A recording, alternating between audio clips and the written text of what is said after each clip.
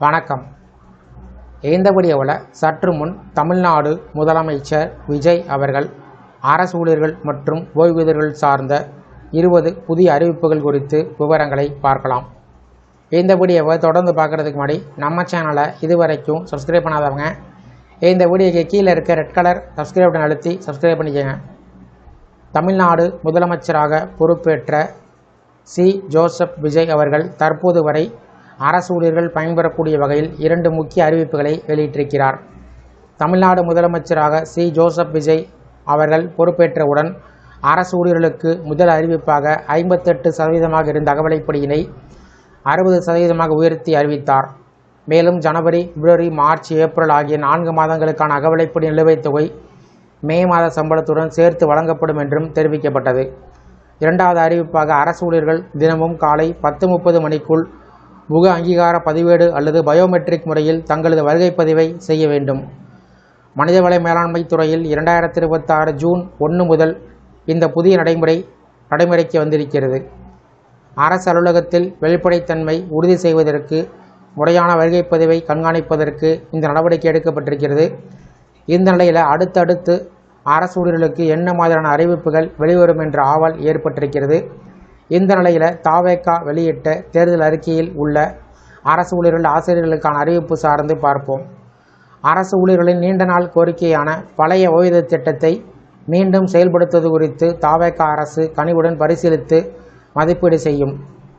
5 ஆண்டுகள் அல்லது அதற்கு மேல் பணியாற்றிய தற்காலிக ஆசிரியர்கள், செவிலியர்கள் மற்றும் பணியாளர்கள் அனைவரும் தவேகா அரசால் பணி நிரந்தரம் செய்யப்படுவர். பதவி உயர்வில் ஊழல் ஒழிக்கப்படும். அரசு ஊழியர்களுக்கான இடமாற்றங்கள் முற்றிலும் வெளிப்படையிலான முறையில் காலவரையறைக்கு உட்பட்டு நடைபெறும்.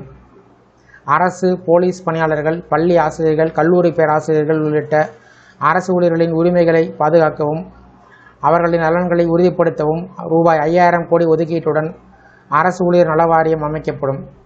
ஒன்றிய அரசு அறிவித்தவுடன் அரசு ஊழியர்கள் பயன்பெறக்கூடிய வகையில் 8வது ஊதிய குழுவை மாநிலத்தில் உடனடியாக தவேகா அரசு அமல்படுத்தும். காவலர் நலத்திட்டம், காவலர் நலம் மற்றும் வேலை சீர்திருத்த சட்டம் கொண்டுவரப்பட்டு சுழற்சி முறையில் வார விடுமுறை அளிக்கப்படும். காவலர் சலவைப்படி 500 ரூபாயிலிருந்து 1000 ரூபாயாக உயர்த்தப்படும்.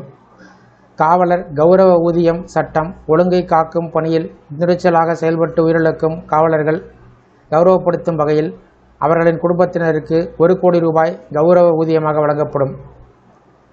காவலர்களின் அடிப்படை மாத ஊதியம் தற்போது உள்ள 18,200 ரூபாயிலிருந்து 25,000 ரூபாயாக உயர்த்தப்படும். மேலும் அதிக பணிச்சுமை உள்ள பிரிவில் பணியாற்றும் காவலர்களுக்கு மாதந்தோறும் கூடுதல் ஊக்கத்தொகையாக 1000 ரூபாய் வழங்கப்படும்.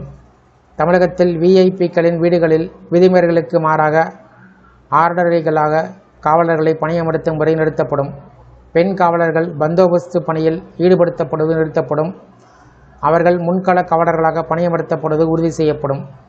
தமிழ்நாடு ஆசிரியர் பாதுகாப்பு சட்டம் கொண்டுவரப்பட்டு தற்காலிகமாக பணியாற்றும் ஆசிரியர்களில் 5 வருடங்களை நிறைவு செய்திருப்பவர்கள் நிரந்தர ஆசிரியர்களாக மாற்றப்படுவார்கள். அதேபோல் தற்காலிக ஆசிரியர்களாக அவர்கள் பணியாற்றும் காலத்தில் நிரந்தர ஆசிரியர்களுக்கு இணையான தற்காலிக ஆசிரியர்களுக்கு சம வேலைக்கு சம ஊதியம் பெறுவது உறுதி செய்யப்படும்.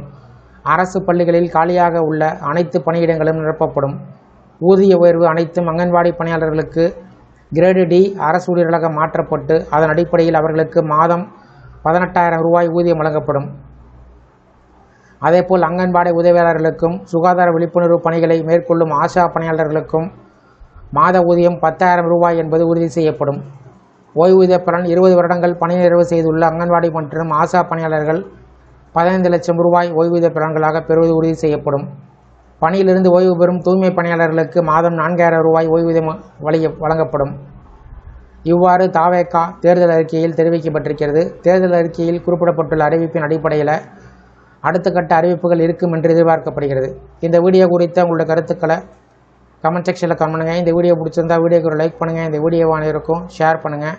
மற்றும் ஒரு பயனுள்ள வீடியோவில் சந்திப்போம். நன்றி.